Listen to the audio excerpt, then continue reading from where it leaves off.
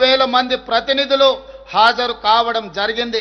ఈ రోజు ప్రపంచ దేశంలో ఉత్పత్తి చేస్తున్న బల్క్ డ్రగ్స్ భారతదేశంలో 40% మన హైదరాబాద్ నగరం నుంచే ఉత్పత్తి చేస్తున్నాం. మన కోవిడ్ మహమ్మారి వచ్చినప్పుడు ప్రతి 3 వ్యాక్సిన్లో ఒక వ్యాక్సిన్ మన నగరం నుంచి ఉత్పత్తి చేసి ఈ రోజు ప్రపంచానికి ఫార్మా హబ్గా హైదరాబాద్ నగరాన్ని తీర్చిదిద్దడమే కాకుండా ప్రపంచం కోవిడ్ మహమ్మారి బారిన పడుతున్నప్పుడు ప్రపంచాన్ని ఆదుకోవడానికి మన నగరంలో ఉన్న ఫార్మా కంపెనీలు ఈ రోజు దేశానికి ఆదర్శంగా నిలబడ్డాయి.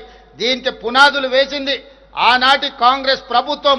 1965లోనే ఐడిపిఎల్ సంస్థని ఇక్కడ ప్రారంభించడంతో రీసెర్చ్లు చేయడమే కాదు, సైంటిస్టులను 100లాది మందిని అక్కడి నుంచి మనము గొప్ప సైంటిస్టులను తీర్చిదిద్దడంతో ఈరోజు తెలంగాణ రాష్ట్రం ఒక ఫార్మా హబ్గా ప్రపంచం గుర్తించడం జరిగింది. అలాంటి గొప్ప గ్లోబల్ సమ్మిట్ను కూడా మనమే ఇక్కడ నిర్వహించుకున్నాం.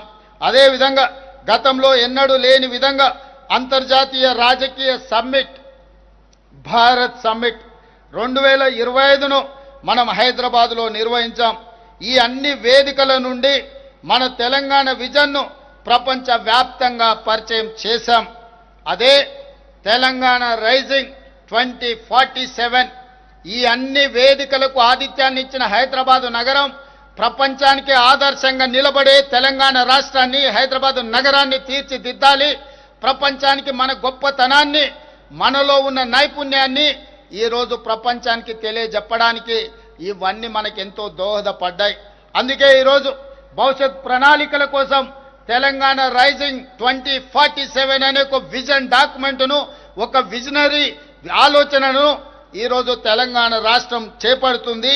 ఈ విజనరీ డాక్యుమెంట్ని డిసెంబర్ 9 తారీఖు లోపల జాతికి అంకితం చేసి ప్రపంచంలోనే తెలంగాణను నెంబర్ 1గా నిలబెట్టడానికి మేం చేయగలిగిన ప్రతి ప్రయత్నాన్ని చేస్తాము అని చెప్పి ఈ సందర్భంగా తెలంగాణ ప్రజలకు తెలియజేయడానికి నేను సంతోషిస్తున్నాను. మిత్రులారా, దేశానికి స్వాతంత్రం సాధించి భవిష్యత్ భారతదేశానికి పునాదులు వేసింది కాంగ్రెస్.